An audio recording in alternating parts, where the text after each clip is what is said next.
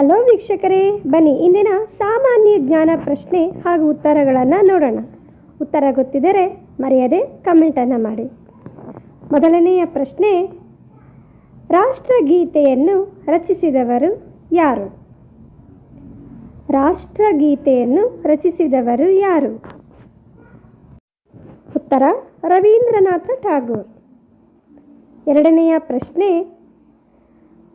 ಸ್ವತಂತ್ರ ಭಾರತದ ಪ್ರಥಮ ಕಾನೂನು ಸಚಿವರು ಯಾರು? ಸ್ವತಂತ್ರ ಭಾರತದ ಪ್ರಥಮ ಕಾನೂನು ಸಚಿವರು ಯಾರು? ಉತ್ತರ ಡಾಕ್ಟರ್ BR ಅಂಬೇಡ್ಕರ್ ಅವರು. ಮುಂದಿನ ಪ್ರಶ್ನೆ, ಭಾರತ ಯಾವಾಗ ಅಧಿಕೃತವಾಗಿ ಗಣರಾಜ್ಯವಾಯಿತು? ಭಾರತ ಯಾವಾಗ ಅಧಿಕೃತವಾಗಿ ಗಣರಾಜ್ಯವಾಯಿತು? ಉತ್ತರ 1950ರಲ್ಲಿ. ಮುಂದಿನ ಪ್ರಶ್ನೆ,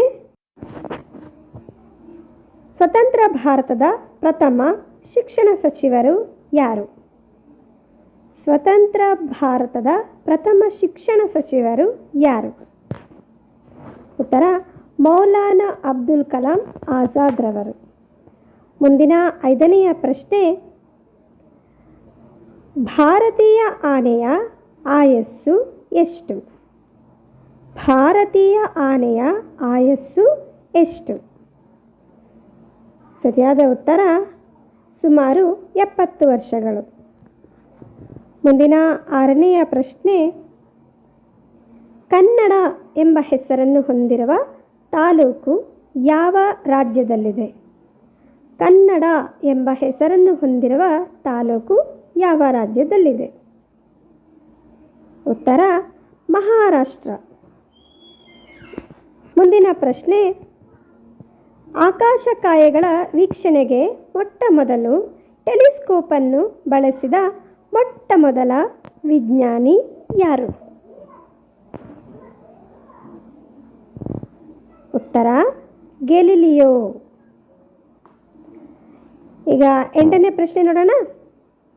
ಕರ್ನಾಟಕದ ಹೆಬ್ಬಾಗಿಲು ಎಂದು ಯಾವ ಬಂದರನ್ನು ಕರೆಯುತ್ತಾರೆ?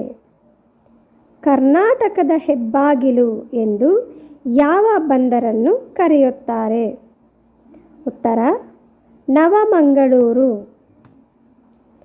9ನೆಯ ಪ್ರಶ್ನೆ, ಮೌಂಟ್ ಎವರೆಸ್ಟನ್ನು ಏರಿದ ಮೊಟ್ಟಮೊದಲ ಭಾರತೀಯ ಮಹಿಳೆ ಯಾರು? ಮೌಂಟ್ ಎವರೆಸ್ಟ್ ಅನ್ನು ಏರಿದ ಮೊಟ್ಟಮೊದಲ ಭಾರತೀಯ ಮಹಿಳೆ ಯಾರು? ಉತ್ತರ ಬಚೇಂದ್ರಿ ಪಾಲ್. ಮುಂದಿನ ಹಾಗೂ ಕೊನೆಯ ಪ್ರಶ್ನೆ, ವಂದೇ ಮಾತರಂ ಬರೆದವರು ಯಾರು?